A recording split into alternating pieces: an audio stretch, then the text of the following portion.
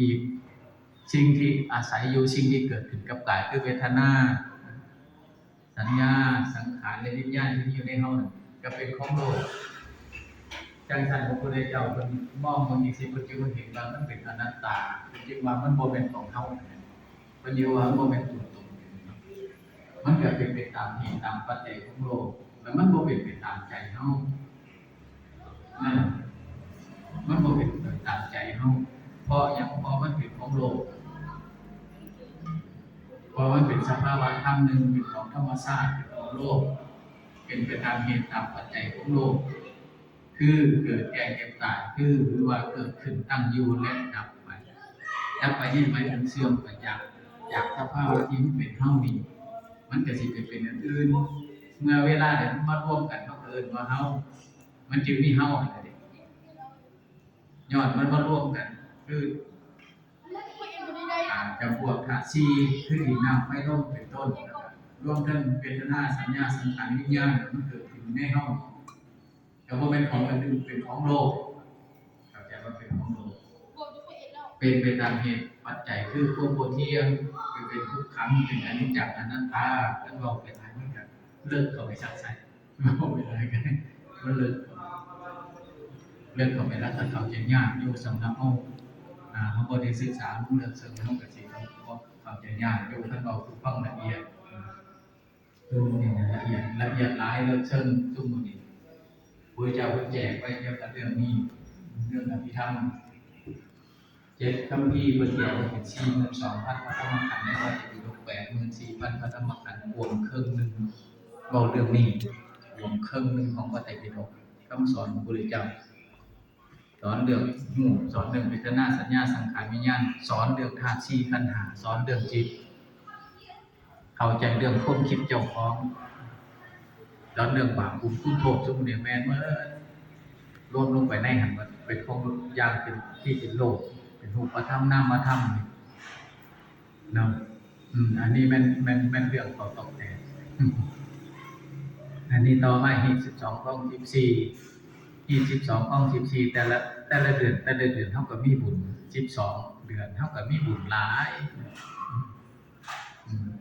ายทั้งหีบทั้งข้องมีหลายบทสิ่งที่ต้องประพฤติปฏิบัติเป็นระเบียบของสังคมแต่ซุ่มมื้อนี้น่ะเป็นที่ข้องซุ่มมื้อนี้รักษาไว้ซึ่งพุทธศาสนาเด้คือหีบ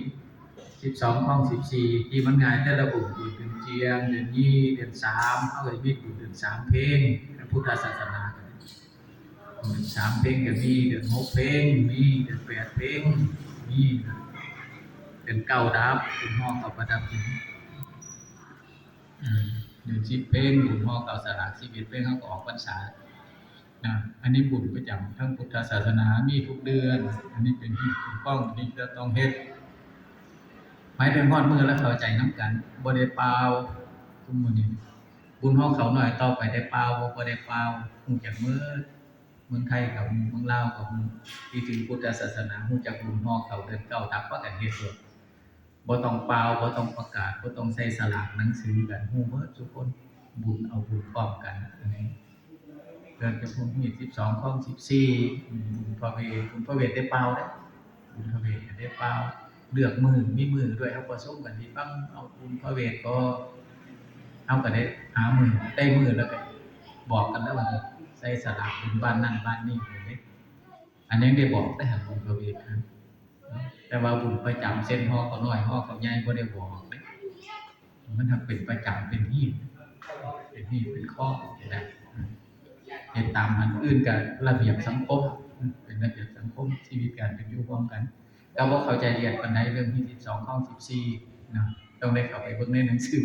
ศึกษาให้ละเอียดอีกเทื่อนึงในหีบข้องประเพณีลาวก็มีในหนังสือนะ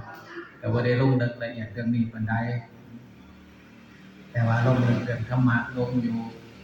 ก็ได้ศึกษาเรียนมาส่วนในส่วนหนึ่งก็บ่ฮู้หมดทุกอย่างแต่สำคัญที่สุดที่ส่งไปออกทั้งหลายทั้งปวงเฮามาจำศีลทุกวันศีลแม่นบ่มาทุกวันศีลที่8ก็มาบ่ศีล15ก็มาศีล8ก็มาเนาะเป็นหยังล่ะจึงค่อยมา พ่อแม่บาอาจา เอ ร อ ย์เพื่อ อืม ปฏิบัติธรรม เออ รักษาศีล เออ อยู่ในบ้านเข้าพรร อืม ษาไม่มีทุกที นั่นแหละ เคย สำคัญ มาได้ นั่นแหละ น้อยก็มา เออ บุญกุศลเท่าใด เออ รู้ นั่นแหละ มีใดๆก็เพ่เข้ามาให้ฟังนี่ อยากได้หยังบัดนี้อยากได้บุญ อยากได้บุญอยากได้กุศล นั่นแหละ รู้จักบ่ล่ะว่าบุญแม่นหยัง บุญกับ แม่นหยังล่ะ เป็นพระพุทธพระธรรมพระเจ้าโลก ความงามความดี ความดีโลก ความงามความดี พระอาจารย์ก็เทศพวกน้อยฟังเด้เท่าล้าเท่าไหร่ ลาคันเว้าสลัดถามว่าผู้มีบุญเป็นจังได ผู้โต ผู้มีบุญเป็นจังได พระอาจารย์เป็น นั่น พ ล่ะ ระสังฆ นั่นล่ะมาแน่แต่ว่าเพิ่นว่าเพิ่นตัดแล้วผู้แม่นธรรมเทศนาเพิ่นมักกล่าวเป็นข้อแล้วเป็นหัวข้อเพิ่นสิเทศน์อุบายจังสุขโขปุญญัสสันตโย การสังสมซึ่งบุญนำความสุขมาให้ การสังสมซึ่งบุญนำความสุขมาให้ การสะสมไปซึ่งบุญ การเฮ็ดบุญเนืองๆการเฮ็ดบุญเรื่อยๆสินำความสุขความเจริญมาให้ ที่นี่เฉพาะเฮานี่มาจังซี่เฮาก็อยากได้บุญบ่เฉพาะตั้งแต่ซุมนั้นออกลาวบ่ออกก็ดีไม่ออกก็ดีชาวพุทธเฮาทั้งหลายทั้งปวงทั้งหมดน่ะฮอดมื้อบุญมาก็พากันมาใส่บาตรใส่บาตรเฮ็ดบุญสะเดาะเคราะห์ใส่บาตรเฮาก็สิเฮ็ดกันอยู่จังซั่นยามบุญแท้ๆมากก็เพื่อนหลายคนมาเงินมี3คน4คนก็แบ่งกันมาจงไว้ในจักผู้หนึง2คนอยู่เพื่อนผู้ใดมีเวียกหนักแล้วก็บ่ได้มาผู้ว่างก็มาวัดเนาะฮอดยามบุญสิได้บุญเด้มาใส่บาตรก็สิมีเฮาก็สิเห็นพฤติกรรมภายนอกก็สิเห็นแต่อยู่จังซั่นแต่ว่าให้เข้าใจว่าบุญบ่เรื่องบุญซะก่อนบุญเป็นจังได๋บุญได้มาแล้วมันเป็นจังได๋1ผู้มีบุญน่ะมีความสุขในชีวิตประจำวันอันหนึ่งผู้มีบุญน่ะมีพวกทรัพย์มีเงินมีคำผู้มีบุญอันที่สามผู้มีบุญมีความสบายใจผู้ใดอยู่ผู้มีบุญมีความสบายใจอันนั้นคืออานิสงส์ของบุญผู้ใดเป็นพนักงานเป็นข้าราชการก็ได้รับตำแหน่งมีเงินเดือนเพิ่มขึ้นได้เดือนสั้นแล้วก็การงานก็มั่นคงผู้ใดเป็นลูกจ้างการงานมั่นคงก็ดีขึ้นเอิ้นว่ามีบุญเอิ้นว่าผู้เฮ็ดบุญคือบุญอันเอาบุญบ่ถึงบุญก็บ่เป็นในครอบครัวก็มีสิท่านผู้เอาบุญถึงบุญแต่ว่าก็จะบุญในพุทธศาสนาของเฮานี่ดังที่พระพุทธเจ้าเพิ่นตรัสไว้ก็จังหนึงอย่างที่เฮาเข้าใจก็จังหนึงบุญมันมีหลายอันท่านว่าเฮ็ดบุญหลายบุญบ่จักบุญโรงเรียนบ่จักบุญโรงหมอบ่จักบุญกินเหล้ากินเบียร์บุญเอาลูกเอาผัวเอาเมีย บุญหลายบุญเด้แต่ว่าบุญซุมเหล่านั้นอันมันก็เป็นบุญนอกศาสนาบ่แม่นบุญภายในศาสนาคันบุญนอกศาสนามีเหล้ามีเบียร์มีซุมมีแซวกินมีเมามีตีกันก็มีทั้งเทื่อก็ได้ฆ่ากันพร้อมบุญนอกศาสนาแต่บุญภายในศาสนาบ่ทันแล้วบุญนอกศาสนาคันว่าบุญนอกศาสนาคันเฮ็ดน่ะมันเปลืองเงินเปลืองแรงงานเปลืองเงินเปลืองเวลาเสียเวลาอันนี้บุญนอกที่คันเฮ็ดบุญอยู่ในศาสนาบ่ได้เสียเงินหลาย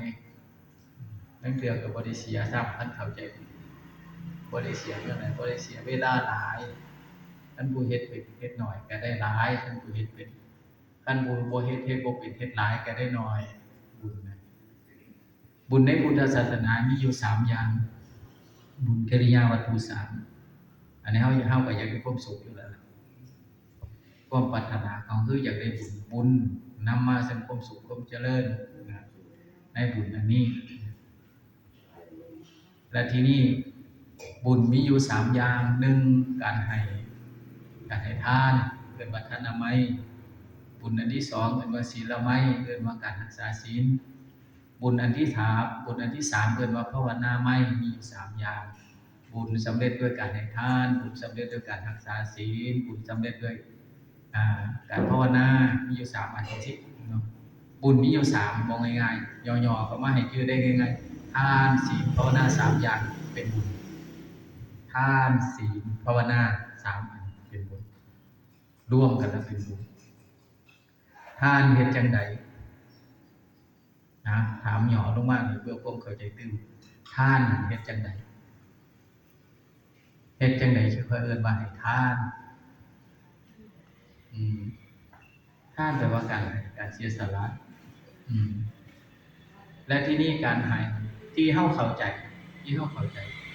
อยู่ในบ้านในเมืองเฮาอยู่ในบ้านในเมืองเฮานี่เว้าเรื่องเข้าใจในเรื่องการให้ทานก็สิว่าให้ได้2บุคคลคือผู้ใดแดคือให้ครูบาอยู่วัดให้แม่ขาวแม่ชีไอ้จั่วไอ้เน้นอยู่วัดเอิ้นว่าการให้ทานคือการไปใส่บาตรใส่หยังหมู่นี้ล่ะใส่เข้าบิณฑบาตมีหยังหมู่นี้ล่ะไปจังหันจังเพลจังซี่ล่ะเฮาเคยเฮ็ดอยู่เฮ็ดบุญทำบุญด้วยปัจจัยเอาน้ำโภชนาอาหารเงินคำต่างๆเฮาก็เอิ้นว่าการให้ด้านที่2มาให้แก่คนขอทานคนขอทานมาก็ให้แต่ก่อนเฮาสิเข้าใจว่าแต่เท่านั้นแต่ที่จริงการให้ทานบ่เท่านั้นเป็นกว้างกว่านั้นการให้ทานกว้างพระพุทธเจ้าตัดไว้กว้างกว่านั้นบ่เฉพาะตั้งแต่ครูบาอาจารย์บ่เฉพาะตั้งแต่คนขอคำว่าการให้การเสียสละการให้ทานมันให้หมดทั้งญาติพี่น้องเจ้าของนั่นญาติพี่น้องเจ้าของสงเคราะห์อนุเคราะห์เบิ่งแย่งช่วยเหลือซึ่งกันและกันญาติพี่น้องของเฮาน่ะเฮาแบ่งปันเฮามีเฮาก็แบ่งปันเฮาก็เจ้าจนก็เจ้าทุกข์หลายลำบากหลายก็แบ่งปันพี่น้องเบิ่งแย่งดูแลช่วยเหลือซึ่งกันและกันในสายเลือดในญาติพี่น้องในวงวานก็แม่นการให้ทานหมดเด้ยังเพิ่นจึงตัดไว้เป็นมงคลว่ามาตาปิตุอุปัฏฐานังมาตาปิตุแปลว่าพ่อและแม่อุปถานังแปลว่าอุปถากลูกเต้าเบิ่งแย่งดูแลพ่อแม่อันนั้นมันเป็นทานนะเป็นทานการให้อุปถากเบิ่งแย่งดูแลพ่อแม่บ่มีความสุขหรือความสบายก็ให้ทุกข์สุขความสบายบ่มีหยังก็สงเคราะห์อนุเคราะห์ก็ให้เพิ่นอันนั้นเบิ่งแย่งพ่อแม่ลูกเต้าเบิ่งแย่งพ่อแม่ให้เป็นทานอันที่2มาพ่อแม่เบิ่งแย่งลูกเต้าอุตตถาราสสังฆโหพ่อแม่เบิ่งแย่งดูแลลูกเต้าสงเคราะห์ด้วยปัจจัยสงเคราะห์ด้วยให้การศึกษาสงเคราะห์ด้วยเงินด้วยวัตถุสิ่งของต่างๆให้แก่ลูกแก่เต้าสงเคราะห์ส่งเสริมช่วยเหลือให้ได้รับการศึกษาในอนาคตก็เป็นการให้พ่อแม่ก็ให้อยู่แล้วและอันนึงอีกญาตกานั้นจะสังฆโหญาตกาแปลว่าญาติพี่น้องสังฆโหแปลว่าสงเคราะห์ใจญาติก็คือให้พี่ให้น้องเฮาหั่นแหละให้พี่ให้น้องเฮาหั่นแหละในวงวานเฮาน่ะช่วยเหลือซึ่งกันและกันอันนั้นเป็นการให้ทานมื้อนำเป็นการให้ทานวัตถุด้วยวัตถุสิ่งของนอกจากนั้นการให้ก็บ่มีแต่วัตถุสิ่งของเหล่านั้นมันเปรียบกับโอ้ยผู้ขาดบ่มีเงินทานคือเพิ่นก็บ่ได้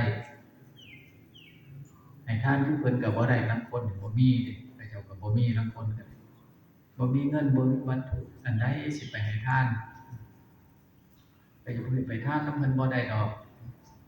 แต่ว่าให้เข้าใจว่าเฮามีหลายทางในการให้1ถ้าบ่มีเงินมีคำเฮาก็ให้งานก็ได้เอามาวัดว่าอารามคนใด6คนใดเหือบวชเป็นวิหารอารามบ่ได้บ่เฮ็ดได้บ่ถูกบ่อนามัยได้อนามัยนั่นเอิ้นว่าการให้แห้งงานเป็นทานเข้าใจบ่ให้แห้งเป็นทานเอาน้ำมื้อนั้นมาเฮาล้าง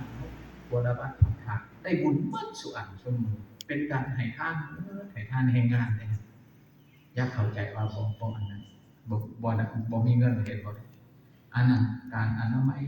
น้ำวัดน้ำว่าเฮาหมู่นี่คนนั้นบ่จบบ่งามเฮาเสร็จเฮาถูเฮาล้างเฮาปัดเฮากวาดได้บุญหมดส่วนอันนั้นเป็นการให้เฮ็ดงานเป็นทานนอกจากให้ผู้ใดมีสติปัญญาบอกสอนลูกเต้าในทางที่ดีที่ชอบอันนั้นเอิ้นว่าให้ธรรมะเป็นทานธรรมทานบอกลูกบอกเต้าอันนั้นดีอันนี้บ่ดีอันนั้นอย่าเฮ็ดเด้อมันบ่ดีอันนี้เฮ็ดอันบอกสอนลูกเต้าอยู่ขอบอยู่กว่าก็เอิ้นว่าการให้คือการให้ธรรมะเป็นทานให้พวกถูกต้องบอกทางถูกทางคิดลูกเต้าหลานเนี่ยบ่บอกได้เฮาก็บอกบ่บอกบ่ได้ก็บ่บอกบ่เฮ็ดให้เฮาเฮ็ดนอกจากนั้นการเบิ่งแย่งดูแลเอิ้นว่าปฏิรูปประเทศสามารถโสจัดเฮ็ดบนอยู่บนเซาเฮ็ดเรือนเฮ็ดซ่านน้ำบ้านน้ำซองเฮาให้มันเป็นตาอยู่นำหนถอกหนทางนำหน้าบ้านแค่หนถอกหนทางเก็บขี้เหงื่อขี้ยกอนามัยให้สะอาดเอี่ยมดีเป็นการให้เอิ้นอันนั้นให้แก่สังคมอันนั้นให้แก่ผู้อื่นให้แก่สังคมให้แก่บ้านแก่เมืองอันนั้นมันก็สะอาดขึ้นเฮาผู้นึงเฮ็ดผู้อื่นก็เฮ็ดนำมันก็สะอาดมันก็ดูดีมันสุพรวันใดก็นอกจากการให้ในวัดในว่าแล้วยังให้อยู่นำคนถอกคนทางสาธารณะก็เฮ็ดได้หมดของง่ายๆเฮ็ดเวียกเล็กๆน้อยๆเฮ็ดทำความสะอาดมันเป็นบุญหมดเด้บ่แม่นว่าเป็นการให้เบิดอันนั้นเอิ้นว่าให้งานเป็นทานคือแต่เก่าไปซอยกันให้งานเป็นทานแต่ก่อนเฮาบ่ทันเจริญแต่เก่าสังคมเฮาดีๆเฮ็ดหน้าบ้านเฮ็ดหน้าไปซอยกันฝากเขาไปซอยกันหาบเขาขึ้นเหล้าไปซอยกันเป็นการให้หมดเลยคือว่าให้แก่สังคมให้แก่ผู้อื่นทั้งพ่อแม่ญาติพี่น้องเฮาก็ให้งานเป็นทานเกิดความสามัคคีเกิดความรักแท้กันขึ้นเวลามันอึดมันจนมาขอผู้ใดก็ได้ไปแบ่งปันนำผู้ใดก็พอได้แต่เก่าบ่มีข้าวกินเป็นแนวนั้นช่วยเหลือซึ่งกันและกันแต่กี้เฮาเฮ็ดมาแต่ก่อนเฮาเฮ็ดมาเอิ้นว่าให้งานเป็นทานอันนี้เข้าใจว่าทานมันกว้างมันบ่แคบมันกว้างการให้ทานมันกว้างหลายหวังรวมหลายเฮาอยู่นำซุมื้อนี้ได้มีศาลามีวัดวาอารามดอกงามบัดนี้ก็ผลจิตผลทานเฮาทั้งเบิดญาติพี่น้องบนอื่นบนใดก็มาอนุโมทนาผู้ใดเล็กน้อยก็ได้เป็นศาลาหลังใหญ่ก็ย้อนผลจิตผลทานก็ย้อนการให้เฮามาอยู่มื้อนี้เฮาก็ได้อาศัยทำบุญก็ได้อาศัยผลจิตผลทานของเฮาแน่ของผู้อื่นนำหลายคนอันนั้นผลจิตผลทานเป็นบุญเป็นกุศลทั้งหมดอันนี้บุญกุศลนะนอกจากนั้นแต่ละปีเฮาเฮ็ดบุญพระเวทบุญพระเวทมันมีหยังแม่นปางใดปางผู้ที่เจ้าใช้ชาติ10ชาติเพิ่นเอิ้นว่าชาติ10ชาติชาติที่เป็นพระเวทสันดรชาติที่เป็นพระเวทสันดรเอิ้นว่าพระพุทธเจ้าเป็นชาติสุดท้ายหลังจากตายจากชาติเป็นพระเวสสันดรแล้วมาเกิดเป็นพระพุทธเจ้าเป็นเจ้าชายสิทธัตถะ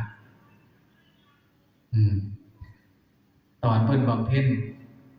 ในชาติเป็นพระเวสสันดรเพิ่นบำเพ็ญทานบารมีคือบารมีข้อที่1ในบารมี30ทานะ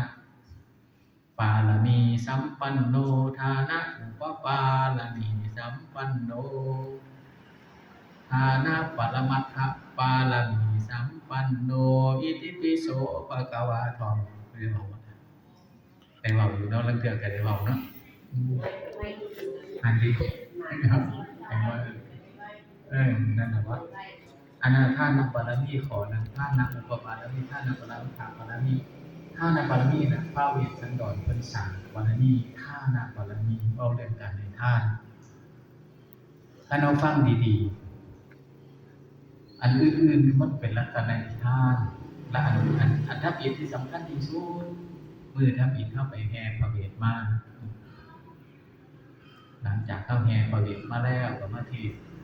คือทับอิฐน่ะบ่ทันเข้าเรื่องเข้าเล่าแต่ละมื้อนี้มาสู่บริมงคลแล้วเฮาก็มาเทศมาได้หมื่นมาได้แสนแล้วก็หยุดไว้หั่นการมาได้หมื่นกับมาได้แสนเนี่ยสำคัญการมาได้หมื่นเพื่อนกับเรานิทาน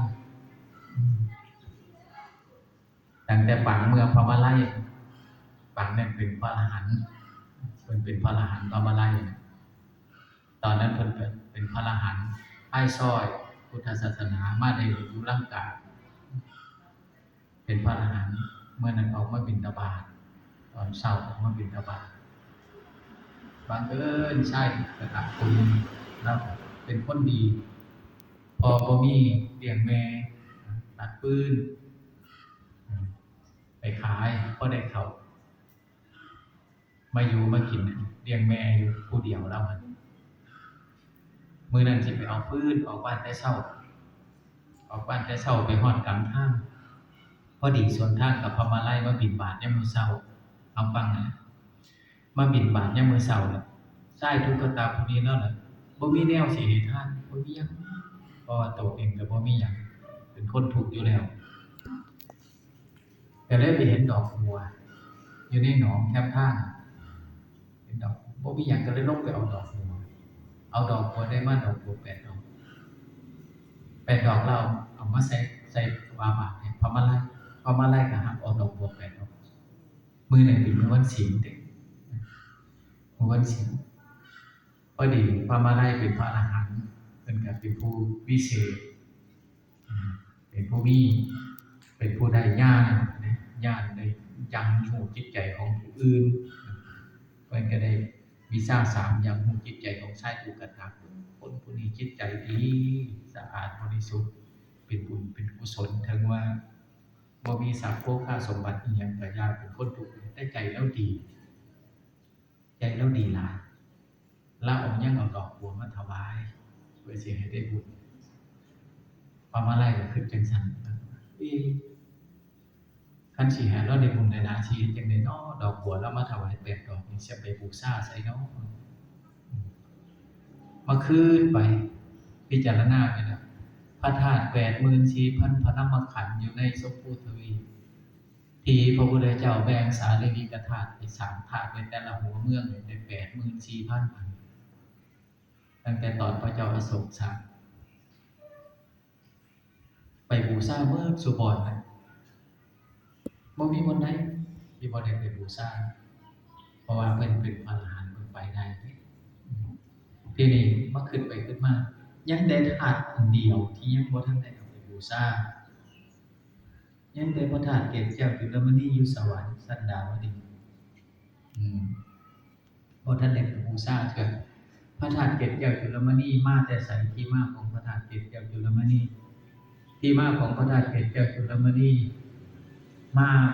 สร้างไว้ตั้งแต่พระพุทธเจ้ายังเป็นเจ้าชายสิทธัตถะอยู่ตอนที่ออกบวชขี่ม้าออกไปจากวังไปบวชรักเมียไปบวช รักเมียไปบวชไปแล้วไปฮอดแก้มนำไปตัดเกศตัดผมตัดเกาผมตัดผมอธิษฐานว่าคันผู้ขาสิได้เป็นผู้สั่งสอนของโลกอีดีผู้ขาสิได้บรรลุธรรมวิเศษผู้ได้สิได้เป็นพระสิได้เป็นพระพุทธเจ้าสิได้เป็นพระอรหันต์อีดีเพราะให้ผมของผู้ขาอย่าสุดตกลงดินเด้ออธิษฐานแล้วก็ได้ตัดเอาผมมันไปโยนขึ้นในอากาศโยนขึ้นไปทั้งอากาศผมก็บ่ตกลงมาเป็นหยังผมจึงบ่ตกลงมาพระอินทร์เอาถาดเข้ามาหาเอาผมหาเอาแล้วเป็นว่าสั่งไว้สั่งอยู่ตาวดินสาบางพระธาตุเกศแก้วจุลมณีไปสั่งไว้พุ่นพระธาตุผมของสิทธัตถะได้บรรตัดที่บวชพุ่นเอาไปสั่งไว้ในสวรรค์สันดาวดึงบัดนี้พระมาไล่นี่ว่ามีแต่ธาตุอันนั้นล่ะยังบ่ได้ไปบูชาเทื่อเป็นม้วนชิ้นก็เลยในหนังสือมันก็ได้ว่าพระมาไล่เขาจตุทัสสานบ่ทันนานทะยานขึ้นเหนืออากาศงามพิลาศดังราชสหงคำตัวพานแถวมาฮอดแล้วซึ่งพวกเก็บปาเก็บจากจุลมณีเอาดอกบัวไปบูชาพระมาไล่ยังไงเป็นวันศีลเอาดอกบัวไปบูชาหลังจากไปบูชานะครับก็เลยมายืนอยู่บนนึงแล้วเห็นมีเทวดาที่บอกมาบูชาหลายมือนั้นเป็นวันศีลบังเอิญกับพระยินทร์กับยุหันมานี่ก็เลยถามพระยินทร์ว่ามื้อนี้มีเทวดาเทวบุตรมาบูชาพระธาตุหลายเนาะกะแม่นบ่ขะหน่อยกะแม่นครับขะหน่อยพระยินทร์เว้ากับพระมาลัย แม่นเพราะว่ามื้อนี้มันเป็นมื้อวันศีลเด้ก็หน่อยเทวดาในหมื่นโลกจักรวาลอันนี้เทวดาในหกสันฟ้านี่ต้องมาบูชาพระธาตุเกศแก้วจุลมณีเมื่อวันศีลต้องมาทุกองค์ต้องมาทุกองค์ต้องมาไหว้ต้องมาบูชาพระธาตุเกศแก้วจุลมณีต้องมาไหว้ทุกองค์ในสวรรค์เรื่องเทวบุตรเทวดาต้องมาท่านองค์ใดบ่มาสิเป็นมิจฉาทิฏฐิที่ตายตกนรกตกจากสวรรค์ไปลงนรกท่านองค์ใดบ่มาแล้วทีนี้พามาไล่ก็ได้สนใจสีอริยเมตไตรเทวบุตรเดี๋ยวนี้พระศรีอานผู้ที่สิลงมาตรัสรู้เป็นพระพุทธเจ้าในต่อไปในอนาคตหลังจากสิ้นศาสนาของพระโคตมต่อไปสิเป็นศาสนาพระชนม์พระชี